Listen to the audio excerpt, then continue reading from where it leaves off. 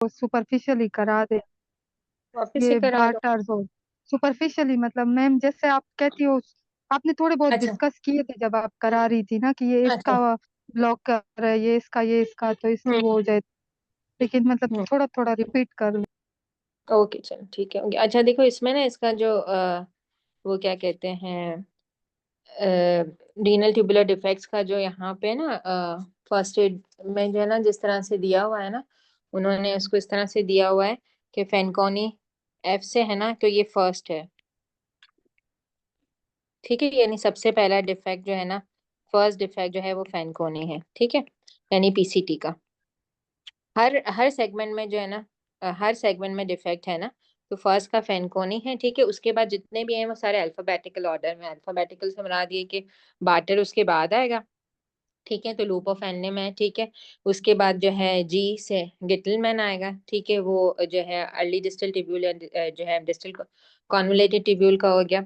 उसके बाद जो है लिडल आएगा जो कि कलेक्टिंग टिब्यूल का हो गया। तो सीक्वेंस इस तरह से, सबसे पहले फेनकोनी फर्स्ट। ठीक है, फिर उसके बाद जो है जो भी अल्फाबेटिकल ऑर्डर है उसके हिसाब से जो जो सेगमेंट ऑफ नेफ्रॉन आएगा उसके साथ आएगा।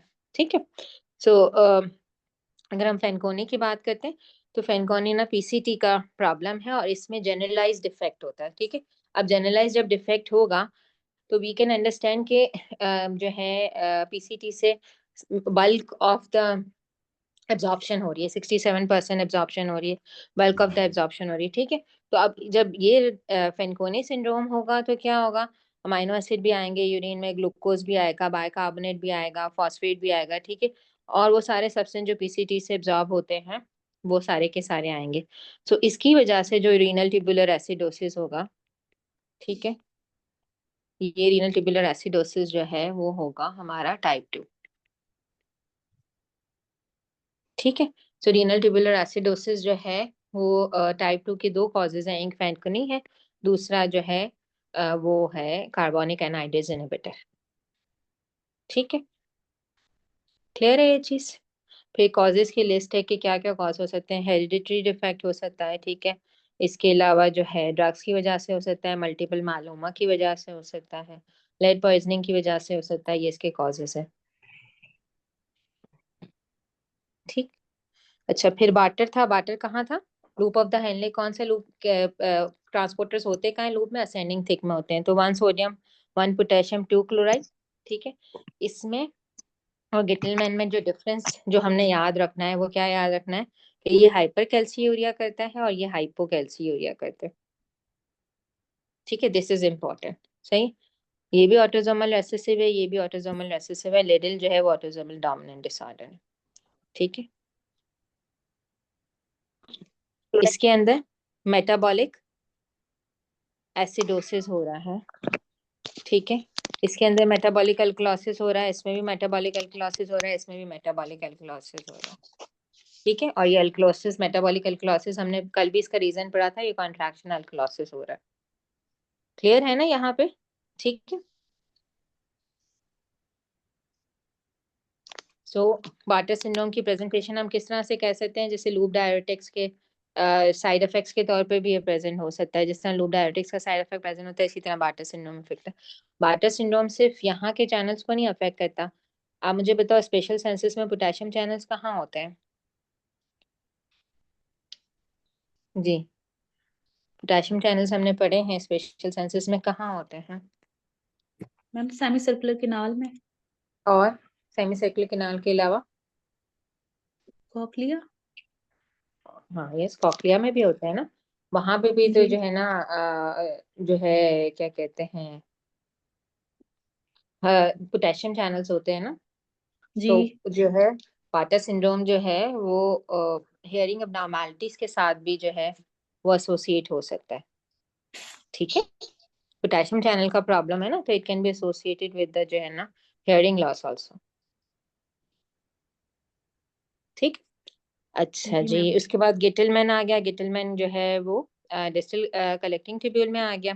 इसमें और इसमें फर्क ये है कि ये यहाँ के ये चैनल्स हैं, यहाँ पे ये चैनल्स हैं। ठीक है ना, अच्छा जी, उसके बाद अच्छा ये इसकी सीवियरिटी कम होती है। ठीक है, फिर लिडल जो है, अच्छा यहाँ पे जो म्यूटेशन हो रही है तो यहाँ पे एक्सक्रीशन ज्यादा हो रही है। ठीक है, ये जो म्यूटेशन है ये ओवर डोमिनेंट म्यूटेशन है, यानी यहाँ पे जो है ज्यादा रीअब्जॉर्प्शन हो रही है सोडियम की। ठीक हो गया। इसकी वजह से जो है हाइपोकैलीमिया डेवलप हो रहा है, हाइपरटेंशन और एल्डोस्टेरोन डिक्रीज डेवलप हो रहा है। ठीक। उसके बाद हमारे पास बस ये हमारे ये वाले हो गए। ये वाला जो अपरेंट मिनरलोकॉर्टिकॉइड एक्सिड हमने एंडो में पढ़ा था, ये हमने अगर एंडो में किसी को याद हो, ये कॉर्टिसोल या डेफिनेट एल्डोस्टेरोन के रिसेप्टर्स को भी एक्टिवेट वो कर 11 देता है। बीटा हाइड्रोक्सी स्टेरॉइड डिहाइड्रोजनेज, जो इस तरफ वाला पाथवे जो हमने ये वाला पाथवे पढ़ा था वो डेफिशिएंट होता है, तो इस तरफ पाथवे एल्डोस्टेरोन ज्यादा बनाता है। Remember that? जी मैम। या ठीक है ना। तो ये वो वाला है सिंड्रोम ऑफ अपरेंट जो है मिनरलोकॉर्टिकॉइड एक्सेस, ये वो वाला है। ठीक है। सो हमें डिस्कस करना है बेसिकली आज। अच्छा, ये समटाइम्स एमसीक्यूज में आता है, ऑल्दो वी हैव डिस्कस कि पीसीटी के अलोंग जो है लेंथ कौन कौन सी चीजें सेम रहती हैं, कौन कौन सी चीजें जो है वो इंक्रीज होती हैं, कौन कौन सी डिक्रीज होती हैं। ठीक है। तो रिमेम्बर कि जो डिक्रीज होता जाएगा वो बाइकार्बोनेट और अमाइनो एसिड और ग्लूकोज है। ठीक है। सेम रहेगा, सोडियम सेम रहेगा, क्योंकि जितना सोडियम रिएब्सॉर्ब हो रहा है उतना ही वाटर रिएब्सॉर्ब हो रहा है। ठीक है। While chloride, urea, inulin, creatinine, para-amino ये सब इंक्रीज होते जाएंगे। ठीक है। ये क्लियर है ना? ये हमने बहुत डिटेल से tubular fluid by plasma ratio की फॉर्म में बहुत क्लियरली डिस्कस किया था, इसमें कोई कंफ्यूजन तो नहीं है ना? No ma'am. ठीक हो गया। अच्छा जी, उसके बाद this diagram is very nice, ये कल कोई बता रहा था कि बहुत अच्छी डायग्राम बनी हुई है। ठीक। तो जब हम एसी इनहिबिटर्स देते हैं ना, जब हम एसी इनहिबिटर्स देते हैं तो ये ब्रेकडाउन रुक जाती है, this stops this breakdown inhibitors. ठीक है। और इसकी वजह से फिर कॉफ होती है। लो फिर हो गया, अब आएगी ठीक है। This lead to cough. Option. तो हम जब एआरबीज देते हैं तो ये जो कन्वर्जन वाला ये वाला इफेक्ट होता है वो डायरेक्ट रिसेप्टर पे काम करता है, तो इसलिए उसमें कॉफ नहीं होती है। क्लियर है ये चीज?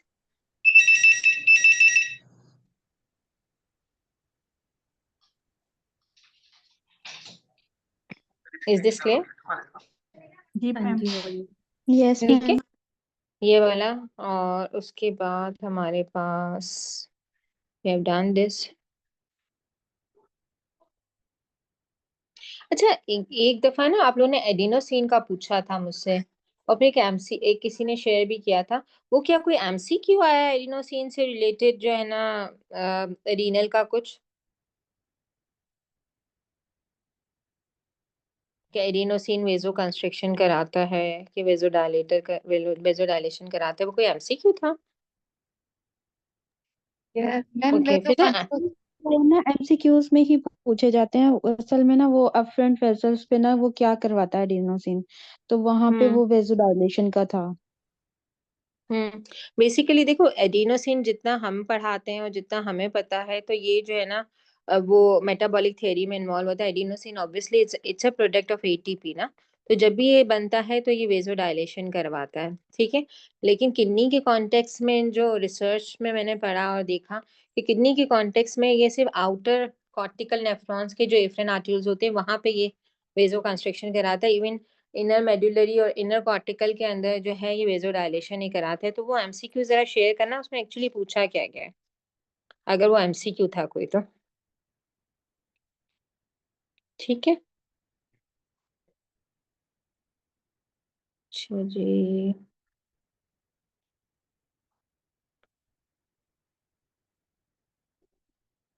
हमने ये कल सारा डिस्कस कर लिया था। सिर्फ मैं एक चीज यहाँ पे बताना चाहूंगी कि जब भी प्राइमरी, ये ऑल्दो हमने एंडो में भी डिस्कस किया था, जब प्राइमरी हाइपरएल्डोस्टेरोनिज्म होगा, जब जिसको हम कोन्स कहते हैं, ठीक है, तो कोन्स को हम सेकेंडरी हाइपरएल्डोस्टेरोनिज्म से कैसे डिफरेंशिएट करते हैं? क्या पॉइंट होता है जिससे हम इसको डिफरेंशिएट करते हैं कि इट्स प्राइमरी हाइपरएल्डोस्टेरोनिज्म और सेकेंडरी? कैसे डिफरेंशिएट करते हैं? कौन सा जो है ना हार्मोन का लेवल देखते हैं प्राइमरी और मैम सेकेंडरी को डिफरेंशिएट? रेनिन का। यस रेनिन क्या होगा? प्राइमरी में क्या होगा, सेकेंडरी में क्या होगा?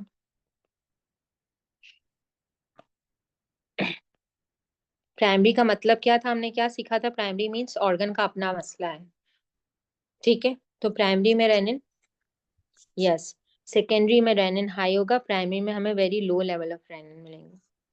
जब भी हम किसी भी प्राइमरी और सेकेंडरी डिजीज को एंडो में आइडेंटिफाई करते हैं तो हमेशा इसी तरह से करते हैं, ठीक है, कि उसकी जो पीछे से एक्सेस आ रही होती है वो हमें कम मिलेगी। तो प्राइमरी कैसे हम डिफरेंशिएट करेंगे कि प्लाज्मा रेनिन लेवल जो है वो डिक्रीज मिलेंगे, ठीक है, प्राइमरी के अंदर।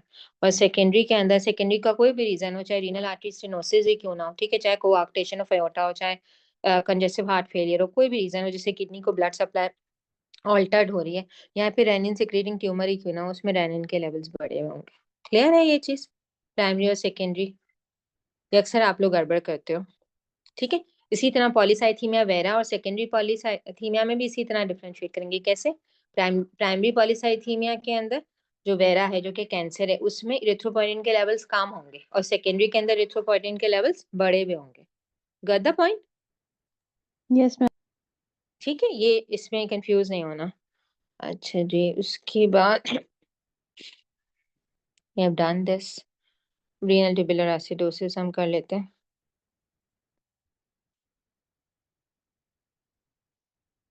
बेसिकली मैंने सर्च शो की हुई थी इसलिए सो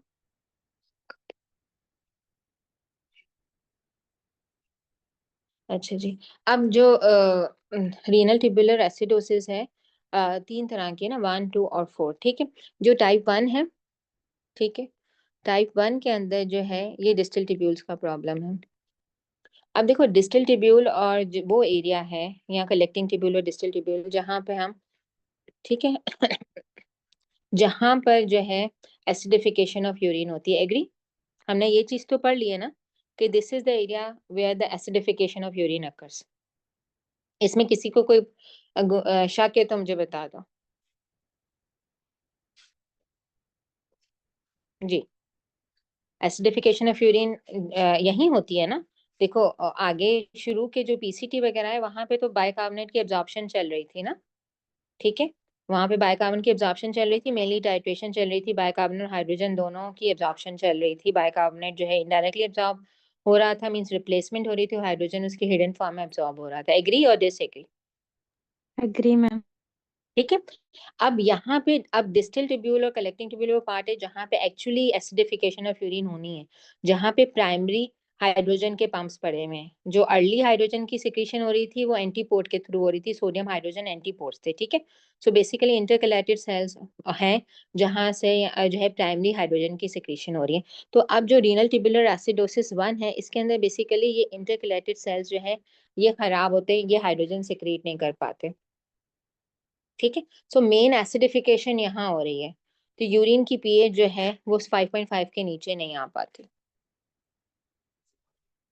ठीक है। समझ आई बात? जी मैम। ठीक हो गया? तो यहाँ पर जो है ऑब्वियसली नया रिपीट कर दूं आप, देखो जो रीनल ट्यूबुलर एसिडोसिस है, रीनल ट्यूबुलर एसिडोसिस जो टाइप 1 जिसकी हम बात करते हैं, आरटीए टाइप 1, ठीक है। ये डिफेक्ट कहाँ का है? डिफेक्ट है डिस्टल ट्यूब्यूल और कलेक्टिंग ट्यूब्यूल का। किसका? इंटरकलेटेड सेल्स का। इंटरकलेटेड सेल्स का काम क्या होता है? इंटरकलेटेड सेल्स का काम होता है हाइड्रोजन की सिक्रीशन कराना और पोटेशियम की रिअब्जॉर्प्शन करवाना। कल हमने पढ़ा भी था, याद है आप लोगों को? जी मैम याद है। ठीक है ना। सो सेम थिंग यहाँ पे, अगर ये काम नहीं करेगा तो क्या होगा? नया बाइकार्बोनेट रीअब्सॉर्ब नहीं होगा, ठीक है, हाइड्रोजन आयन जो है वो सिक्रीट नहीं होगा, तो बॉडी में एसिडोसिस डेवलप होगा। इस एसिडोसिस का रीजन कौन होगा? रीनल ट्यूब्यूल्स होंगे।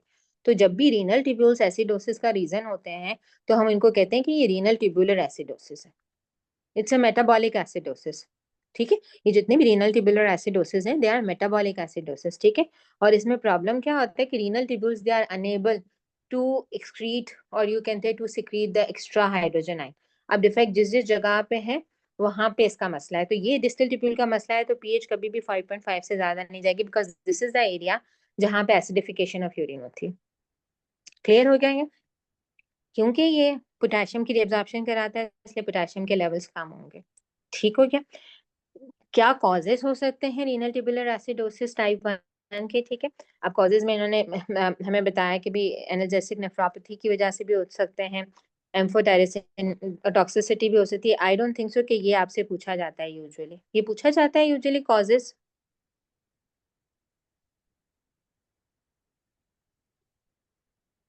जी आप लोग मुझे जरा बता दो कि ये पूछे जाते हैं आप लोग से, कॉजेज पूछे जाते हैं?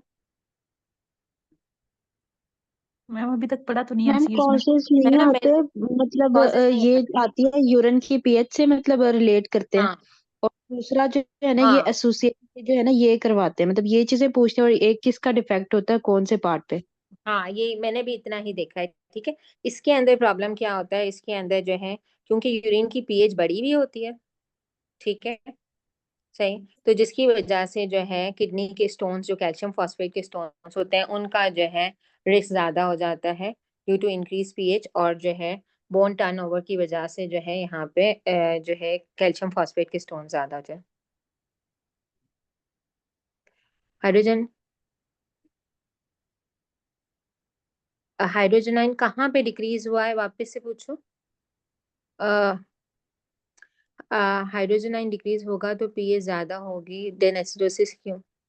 ओके, हाइड्रोजन आयन कहाँ डिक्रीज होगा? हाइड्रोजन आयन रीन देखो, ओके, हाइड्रोजन आयन ये इंटरकेलेटेड सेल जो है हाइड्रोजन आयन को सिक्रीट कर रहे हैं, ठीक है, और सिक्रीट करके ये हाइड्रोजन आयन को एक्सक्रीट कर रहे हैं बॉडी से, ठीक है। ये हाइड्रोजन आयन जब सिक्रीट नहीं होगा, ठीक है, तो ये हाइड्रोजन आयन बॉडी में ही रहेगा और बॉडी में मेटाबॉलिक एसिडोसिस प्रोड्यूस करेगा। और उसके साथ क्या होगा, जब हाइड्रोजन आयन सिक्रीट नहीं होगा तो न्यू बाइकार्बोनेट भी नहीं बनेगा, और ये क्या करेगा, एसिडोसिस को और जो है ऑगमेंट करेगा। क्लियर है ये चीज? This is the basic concept of renal tubular acidosis, ठीक।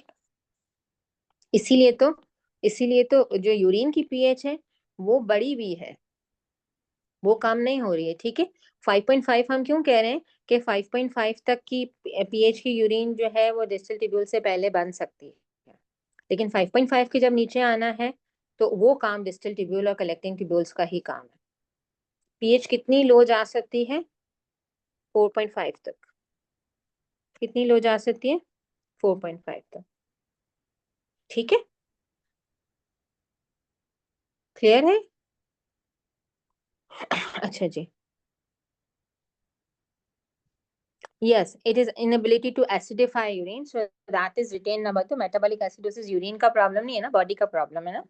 अच्छा, अब तो हमने renal tubular acidosis type 2 discuss कर लिया। अभी फेनकोनिक के साथ या कार्बोनिक एनहाइड्रिस, ये कहाँ का प्रॉब्लम होगा टाइप 2? ये पीसीटी का प्रॉब्लम है।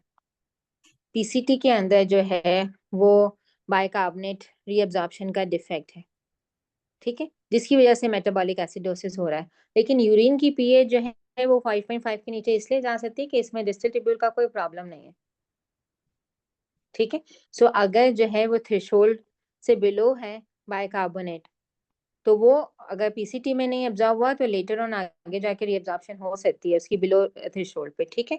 लेकिन अगर वो फिल्टर बाइकार्बोनेट एक्सीड करता है रिजॉर्प्टिव कैपेसिटी ऑफ द आगे के ट्यूब्यूल्स की, क्योंकि पीसीटी में तो एब्जॉर्ब हुआ नहीं, और हमने कल कितना पढ़ा था बाइकार्बोनेट पीसीटी में कितना एब्जॉर्ब होता है, किसी को याद है? पीसीटी में हमने कितना पढ़ा था बाइकार्बोनेट की एब्जॉर्प्शन? आई थिंक इट्स 70% से तो ज्यादा ही था वो। It's not equal to the sodium, है ना, देख लेना जरा, मुझे अभी क्लिक नहीं करा। 85% तो फॉस्फेट था, लेकिन 85% फॉस्फेट, ये 85 ही था मुझे, I think it's more than 70, 80 के करीब था या कुछ इस तरह से था, ठीक है। अच्छा जी, अब जो है यहाँ पे प्रॉब्लम क्या होगा कि यूरिन एसिडिफाई हो सकती है by the intercalated cells in the collecting tubule, ठीक है, तो जिसकी लेकिन जो है ये ओवरकम नहीं करेगी बाइकार्बोनेट की एक्सक्रीशन, तो मेटाबॉलिक एसिडोसिस तो डेवलप होगा, लेकिन यहाँ पे पीएच 5.5 के नीचे जा सकती है, ठीक हो गया। कॉज हमने आप बताया कार्बोनिक एनहाइड्रेस इनहिबिटर फेनकोनी सिंड्रोम, ठीक है। उसके बाद हम आ जाते हैं ये टाइप 4, ये बेसिकली हाइपोएल्डोस्टेरोनिज्म की वजह से होता है। हाइपोएल्डोस्टेरोनिज्म जो है वो जिस भी वजह से हो, हाइपोएल्डोस्टेरोनिज्म, चाहे वो एडिशंस की वजह से हो, चाहे किसी ड्रग्स के साइड इफेक्ट्स की वजह से हो, ठीक है, चाहे एसी इनहिबिटर्स की वजह से हो, चाहे एआरबीस की वजह से हो, चाहे जो है वो हाइपोरेनिनिज्म की वजह से हो, जिस भी वजह से हाइपोएल्डोस्टेरोनिज्म डेवलप होगा, वो करेगा पोटेशियम की एक्सक्रीशन को कम करेगा और हाइपरकैलेमिया करेगा। ठीक है, ये हाइपरकैलेमिया क्या कर रहा होता है बेसिकली, ये जो है इनहिबिट कर देता है अमोनिया की formation from glutamine in a PCT. समझ में आती है बात? ये हाइपरकैलेमिया पीसीटी में अगर होगा तो ये क्या करता है, ग्लूटामिन से जो अमोनिया बन रहा था ना, जो हमने कल पढ़ा था, जो अमोनियम फिर बनता है, ठीक है, सो इसकी फॉर्मेशन को ये कम कर देता है। सो अमोनियम की एक्सक्रीशन कम हो जाती है। जब अमोनियम की एक्सक्रीशन कम होती है तो अगेन ये रिटेन होता है टू द जो है टू द बॉडी, ठीक है, और जो है इस it is associated with hyperkalaemia. ये दोनों एसोसिएटेड थे हाइपोकैलेमिया के साथ, ये दोनों में हाइपोकैलेमिया था, ठीक है, इसमें हाइपरकैलेमिया है क्योंकि ये हाइपोएल्डोस्टेरोनिज्म के साथ एसोसिएटेड है। क्लियर है ये चीज? इसमें पीएच 5.5 से कम हो सकती है क्योंकि इसमें भी डिस्टिल ट्यूब्यूल्स का कोई प्रॉब्लम नहीं है, इट्स विद द पीसीटी।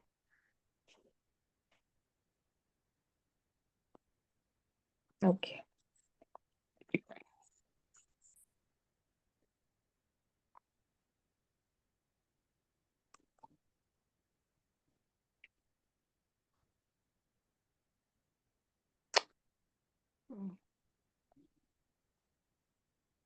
अब हमने क्या करना है, ये करने हैं glomerular diseases although it's medicine, हम करा दें या प्लीज। मैम ये अच्छा, करवा और दिए डॉक्टर हमजा ने। करवा दिया डॉक्टर हमजा ने? चलो फिर तुम मैम लोग आप जी डॉक्टर हमजा, रिपीट कर हम लें, करा दें। आप कर लें। तुम लोग सारी चीजें डॉक्टर हमजा करवाते हो, मुझसे रिपीट करवाते हो, मेरी चीजें डॉक्टर हमजा से रिपीट करवाते हो, ये काम कर रहे हो तो तुम लोग पूरा सारे याद नहीं मैम, करवाने के। डॉक्टर हमजा ने जो है ना वो बताया है, मतलब सरसी सरसी सा जो अंदर इसकी डिटेल है ना, लाइक आगे रिपीट। चलो चलो सही है, मैं चाहे क्योंकि मेडिसिन मेरा जो है डोमेन नहीं है, तुम लोग सारी मेडिसिन मुझसे पढ़वा लो, मैं ऐसे करती हूँ, प्रैक्टिस शुरू कर देती हूँ, लेकिन चलो चाहे कि मैं करवा देती हूँ। अच्छा, अब देखो सबसे पहले ना इसको मैम उन्होंने पढ़ने, अच्छा करवाया हुआ है। हाँ बेटा उन्होंने अच्छा ही करवाया होगा, ये ही इज वेरी कॉम्पिटेंट। मुझे बड़ा मतलब उनका energy level is too much, है ना? एक्चुअली मैम ये जो लोग आपको कहते हैं ना कि करवा दे, तो किसी से क्लास मिस हुई होती है, किसी का उस टाइम पे हम्म कोई काम होता है, मतलब जैसे ऑनलाइन तो होता है लेकिन किसी काम के लिए हम्म बच्चे होते हैं, किसी के हम्म घर के काम होते हैं, तो वो उनमें उनका वो टाइम निकल चलो जाता कोई है, नहीं, तो इस वजह आप से फिर ओके, जिन्होंने कर लिया है उनका रिवाइज हो जाएगा, और जिन्होंने नहीं किया, वो जो है जिन्होंने कर लिया वो देखें कि मैं सही करा रही हूँ कि नहीं कराई, वो मुझ पे चेक रखेंगे, जिन्होंने नहीं किया वो कर लें, ठीक है, ऐसे कर लेते हैं।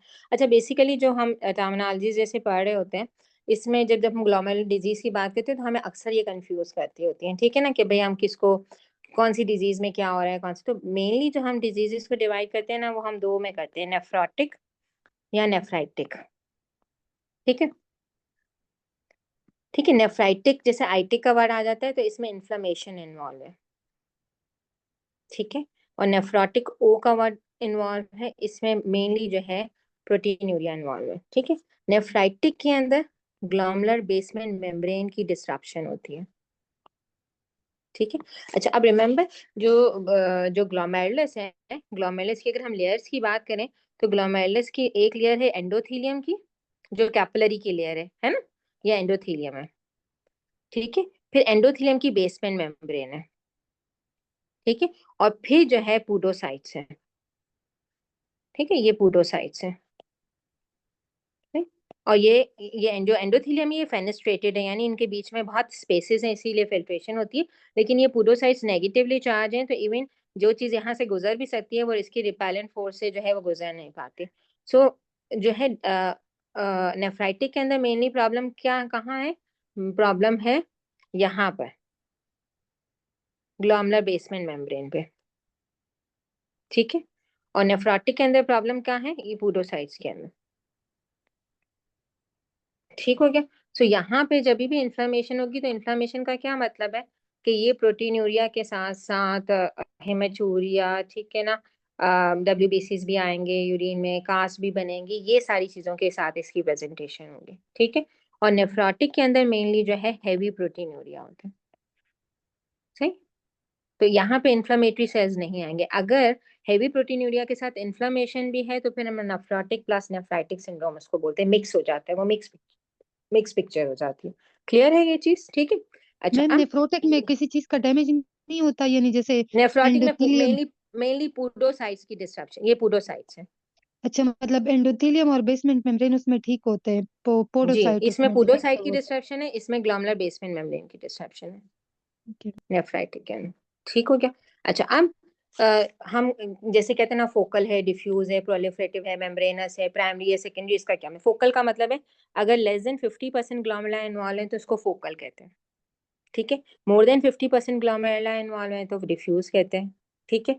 अगर ग्लोमेरुला जो है हाइपर सेलुलर हो गए, उनकी लेयर्स बढ़ गई हैं, उसमें सेल्स आके डिपॉजिट हो गए तो प्रोलिफरेटिव कहते हैं। अगर ग्लोमेरुलर बेसमेंट में मोटी हो गई है, थिकन हो गई है, ठीक है, तो हम मेम्ब्रेनस ग्लोमेरुलोनेफ्राइटिस कहते हैं, ठीक है। मेम्ब्रेनस नेफ्रोपैथीज उसको कहते हैं। प्राइमरी का मतलब क्या है? ग्लोमेरुलस में अपना मसला है, ठीक है, जैसे मिनिमल चेंज नेफ्रोपैथी होती है जिसकी वजह से नेफ्रोटिक सिंड्रोम हो जाता है बच्चों में, ठीक है।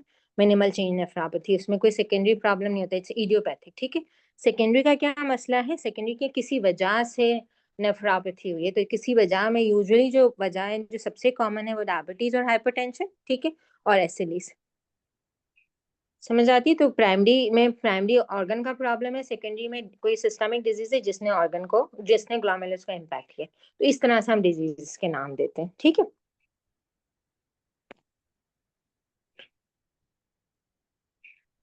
ठीक है, तो मैंने आपको ये वाली बात बता दी कि नेफ्रोटिक के अंदर जो है हमारे पास मेनली प्रोटीन्स आएंगी और नेफ्राइटिक के अंदर हेमाचूरिया ज्यादा होगा, ठीक है। WBCs RBCs ये जो है यूरिन में ज्यादा है, और बीच में जो दोनों के बीच में होगा जिसमें नेफ्रोटिक नेफ्राइटिक, तो उसको हम मिला के ये कहेंगे। इन्फ्लेमेशन है, loss of RBCs in urine, dysmorphic RBCs, haematuria होगा। अच्छा हमारे पास जो है पेशेंट का GFR कम मिलेगा आपको, ओलिगोरिया मिलेगा, एजोटीमिया मिलेगा, ठीक है। एजोटीमिया का क्या मतलब है कि blood urea nitrogen and creatinine के लेवल्स बढ़े हुए हैं, लेकिन अभी उसके सिम्टम्स अगर डेवलप नहीं हुए तो तब तक एजोटीमिया आएगा, सिम्टोमेटिक हो जाएगा वो, तो वो यूरीमिया हो जाएगा, ठीक है। यूजुअली जो है जो प्रोटीन यूरिया की रेंज होती है वो सब नेफ्रोटिक होती है, that is 3.5 grams per day से कम होती है, ठीक। नेफ्रोटिक के अंदर क्या है? पोडोसाइट का डैमेज है, सो प्रोटीन यूरिया जो है वो 3.5 से ज्यादा होगा। अब इसके साथ क्या क्या एसोसिएशन है? जब इतनी प्रोटीन जाएगी, अब ये प्रोटीन जो है जब यूरिन में आना शुरू हो जाएंगी तो सिर्फ एल्ब्यूमिन नहीं आएगी, ठीक है, एल्ब्यूमिन के साथ दूसरी प्लाज्मा प्रोटीन्स भी आएंगी। तो वन ऑफ द प्रोटीन जो कि एंटी कोगुलेशन मेंटेन करती है दैट इज एंटीथ्रोम्बिन, हेपारिन इसी के साथ कंबाइन होता है ना एज एंटी कोगुलेंट, उसको बनाता है, इसकी एक्टिविटी को एनहांस करता है। तो इसी वजह से हाइपर कोगुलेबल स्टेट हो जाती है, क्योंकि ये प्रोटीन भी एंटीथ्रोम्बिन भी यूरिन में लॉस हो जाती है, इसीलिए जो हाइपर कोगुलेबल स्टेट जो है वो डेवलप हो जाती है, ठीक हो गया। साथ में और क्या होता है जो है क्योंकि प्रोटीन इतनी यूरिन में आ रही है तो लिवर अपना काम बढ़ाना शुरू कर देता है, तो साथ में लाइपोजेनेसिस भी वो शुरू कर देता है, जिसकी वजह से कोलेस्ट्रॉल के लेवल्स भी बढ़ जाते हैं। तो it's associate with increase cholesterol level. Oedema भी नो कि क्यों डेवलप हो रहा है, due to the decrease oncotic pressures, ठीक है, सही। तो हाइपर कोगुलेबल स्टेट का हमें पता चल गया ये क्यों हो रही है। अब इतनी प्रोटीन्स आ रही हैं तो ये प्रोटीन्स में सिर्फ एल्ब्यूमिन तो नहीं है ना, इसमें ग्लोबुलिन्स भी हैं, तो इसमें ग्लोबुलिन्स में गामा ग्लोबुलिन्स भी लॉस होंगी यूरिन में। जब गामा ग्लोबुलिन्स लॉस होंगी तो पेशेंट को इन्फेक्शन का खतरा होगा, तो patient has a high risk of infection, ठीक है। क्लियर है ये चीज क्या क्या हो रहा है यहाँ पर? जी hyper ma'am. Coagulable state, prone to infection, ठीक है। तो आप एक चीज याद रखो, तो उससे आपको याद हो जाएगा, it could be the primary problem जिसमें पोडोसाइट डैमेज हो गया, ठीक है, और it could be the secondary problem जिसके अंदर डायबिटीज हो सकता है, अमाइलोइडोसिस की वजह से हो सकता है,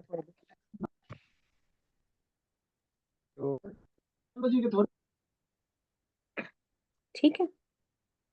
नेफ्रोटिक नेफ्राइटिक प्लस नेफ्रोटिक में जो है ग्लोमेरुलर मेम्ब्रेन का सीवियर डैमेज है, जिसकी वजह से बैरियर भी डैमेज हो गया, तो इसमें प्रोटीनूरिया भी बहुत हैवी है और जो है हेमाचूरिया भी हो रहा है। तो ये यूजुअली डिफ्यूज जो प्रोलिफरेटिव है, हमने कहा डिफ्यूज का क्या मतलब है, मोर देन 50% ग्लोमेरुलस जब इन्वॉल्व है, ठीक है। डिफ्यूज प्रोलिफरेटिव, प्रोलिफरेटिव का क्या मतलब है, हाइपर सेलुलर हो गया ग्लोमेरुलस, ठीक है। और मेम्ब्रेनस, मेम्ब्रेनस का क्या मतलब था, जिसमें बेसमेंट मेम्ब्रेन थिकन हो गई थी। सो इसमें ये वाली पिक्चर आती है। आप लोग को कितना डिटेल में ये आता है, मेरे ख्याल में पोस्ट स्ट्रेप्टोकोकल तो आता होगा,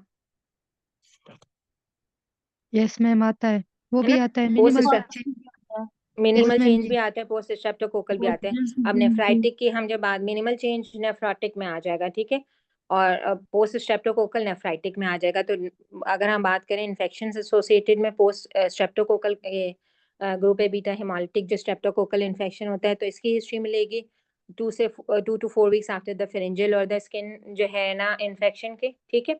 और इसकी ये जो रिएक्शन है, ये टाइप 3 हाइपर सेंसिटिविटी रिएक्शन होता है। टाइप 3 हम पढ़ेंगे, टाइप 1 में जो है आईजीई इन्वॉल्व है, टाइप 2 और टाइप 3 के अंदर आईजीजी इन्वॉल्व होती हैं, ठीक है। लेकिन टाइप 2 और 3 में क्या फर्क होता है, 2 के अंदर जो है एंटीजन एंटीबॉडी कॉम्प्लेक्स बनता है, 3 के अंदर वो किसी मेम्ब्रेन पे जाके डिपॉजिट भी हो जाता है, ठीक है। So it's a 3 hyper sensitivity reaction, ये आपको पता होना चाहिए, ये एमसीक्यूज में बहुत आएगा जब आप इम्यूनिटी करोगे वहां पर, तो ठीक है। अच्छा जी, उसके बाद यस, इम्यून मीडिएटेड। अच्छा, स्टेफलोकोकल हो गया।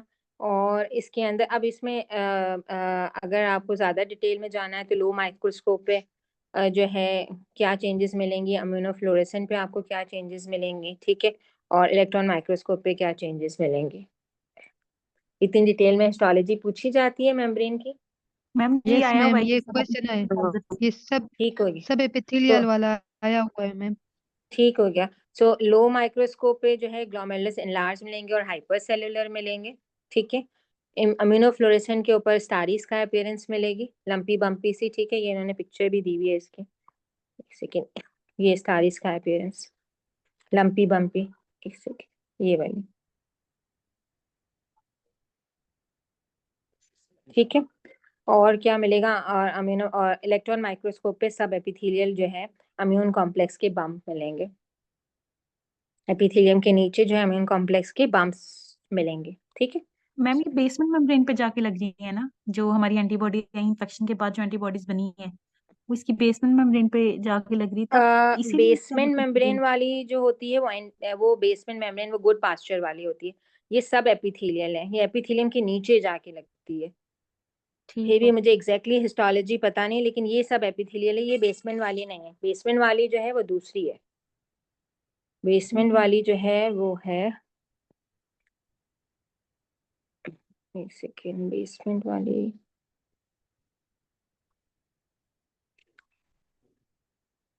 वो जो हमने पढ़ा था ना, बेसमेंट,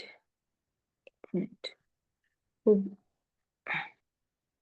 हम्म, चलो हम पढ़ेंगे तो इसमें आ जाएगा आई थिंक, ये रे, ये वाली बेसमेंट वाली है,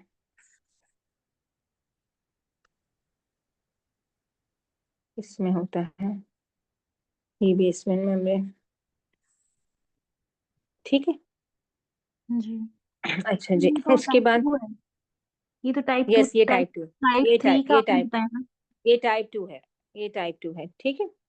जी, तो टाइप 2 में आपने बताया था एंटीबॉडी देखो, और एंटीबॉडी हाँ कॉम्प्लेक्स देखो में देखो, बनते हैं। अब देखो टाइप, अगर अभी हमने इम्यूनिटी पढ़ी नहीं, आप बात समझने की कोशिश करो, ये एंटीबॉडी एंटीजन रिएक्शन हुआ है ब्लड के अंदर, ठीक है, जी और मैम, ये कॉम्प्लेक्स बनने के बाद डिपॉजिट हुआ है, ठीक हो ठीक है, गया। सही। और ये क्या है, उस मेम्ब्रेन के अगेंस्ट ही एंटीबॉडीज बनी है, जी जी जी ठीक है, डिफरेंस समझ आती है, वो जी मैम, एंटीबॉडीज उस मेम्ब्रेन के अगेंस्ट बनी है, दैट इज टाइप 2, ठीक है। और टाइप 3 में क्या है, वो कॉम्प्लेक्स बना कहीं और है और डिपॉजिट कहीं और हुआ है, यूजुअली बनता ठीक प्लाज्मा में और जाके वो ऑर्गन पे डिपॉजिट होता है, दैट इज टाइप 3, ठीक हो गया मैम। ठीक है। जी मैम। अच्छा जी, अब उसके बाद ये अमीनोग्लोबिन, ये आईजीए नेफ्रोपैथी, ठीक है, आईजीए नेफ्रोपैथी के अंदर जो है, ये यूजुअली आईजीए नेफ्रोपैथी का मैंने देखा था एक एमसीक्यू, हेमाचूरिया के साथ ना, रेस्पिरेटरी या जीआईटी इन्फेक्शन के साथ अगर हेमाचूरिया प्रेजेंट करें तो ये आईजीए नेफ्रोपैथी है। ये लास्ट टाइम मैंने देखा था, कोई एमसीक्यू शेयर हुआ था इस तरह का। ठीक, मैम ये इसमें मेनली यही। प्रोलिफरेशन के साथ भी आया है, मेसेंजियल प्रोलिफरेशन अच्छा, कौन। मेसेंजियल प्रोलिफरेशन के साथ भी आया है, ओके। हाँ इट मीन्स जी। ये आपको सारा मेमोराइज करना पड़ेगा ना, जी मैम। लो माइक्रोस्कोप पे। ये बहुत अच्छा लिखा हुआ है, ये फर्स्ट एड में बहुत अच्छा लिखा हुआ है। मैं हमें रफी में भी दिया ही होगा ये, मैम अगर ये नहीं आया हुआ दिया, है तो। पता नहीं दिया नहीं इसमें। तो दिया दिया रफी दिया में मैम दिया दिया। है। दिया हुआ है। विद इन डेज होता है, एपिसोडिक अकर कर, हाँ, कंकरेंटली विद, ठीक है। कंकरेंटली का मतलब होता है साथ साथ ना,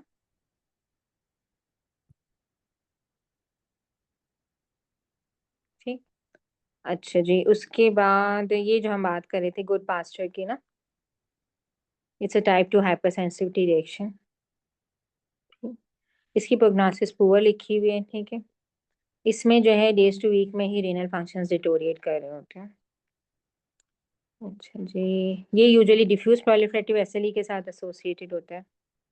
यहाँ पे लो माइक्रोस्कोप पे वायर लूपिंग लिखी हुई है, कैपिलरीज में मिल रही होती है, ठीक है। और जो है अमीनोफ्लोरेसेंट पे जो है ग्रैनुलर अपीयरेंस है, और सब एंडोथेलियल या सब एपिथेलियल या इंट्रामेम्ब्रेनस जो आईजीजी बेस जो है अमीनो कॉम्प्लेक्स जो है C3 के साथ कॉम्प्लीमेंट 3 के साथ डिपॉजिट होते हैं। ठीक हो गया। उसके बाद यहाँ पे ये जो मिनिमल चेंज की हम बात कर रहे थे,